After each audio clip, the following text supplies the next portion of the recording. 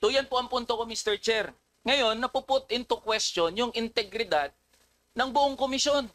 Kasi yung isang commissioner nyo, may asawa na kontraktor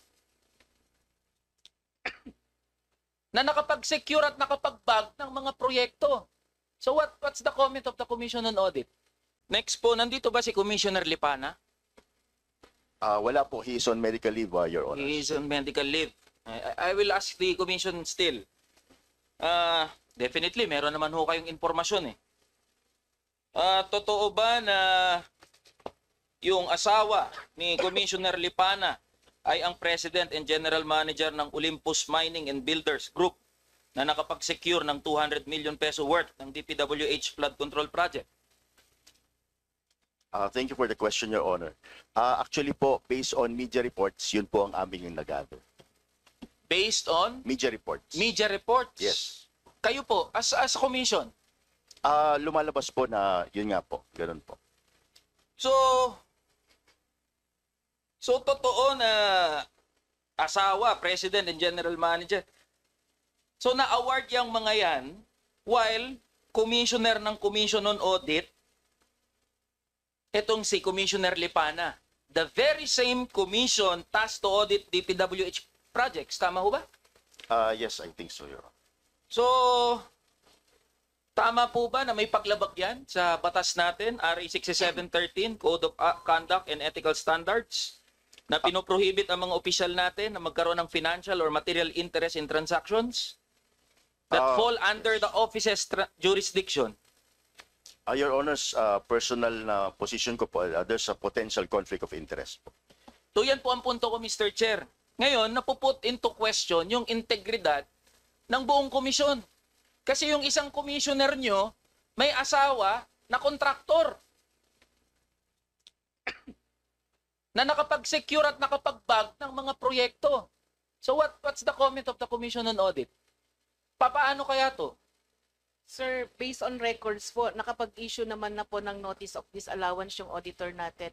Relevant dun sa mga transactions po nung asawa po.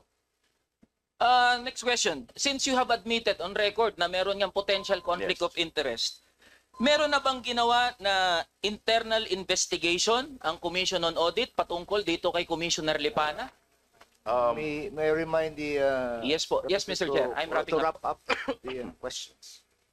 Okay, simula po nung nalaman po namin yung matter na yon from media reports, ay nag-issue po ang Commission on Audit ng sector and cluster issued General Audit Instructions on October 9, 2024 and October 15, 2024. Ang guidelines po namin is yung mga audit team leaders, as necessary, ay dapat po i-consider ang priority areas.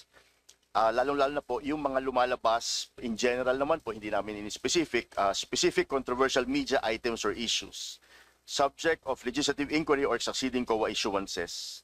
So yun po, kung lumabas yun, dapat po ay mahagip yung mga projects na yun.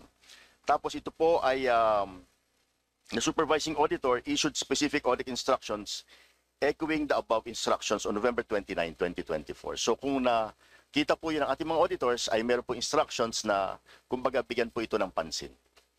Mr. Chair, I'm just wrapping up po. So yan po yung pinupunto natin. Yung integridad ng Commission on Audit ay napuput into question, especially at this point in time na naglalabasan yung mga anomalous and ghost flood control projects. Kasi yung isa sa mga commissioner ng Commission on Audit na inatasan na magtiyak na yung mga pondo ng mamamayan natin ay natitiyak na napupunta doon sa intended project, may conflict of interest. So kaya inaasahan po namin sa Commission on Audit na maglulunsad ng investigasyon, partikular dito halimbawa kay Commissioner Lipana. And with that, Mr. Chair, ay nagmamanifest po ako ng questioning for the second round. Thank you, Mr. Chair. Thank you.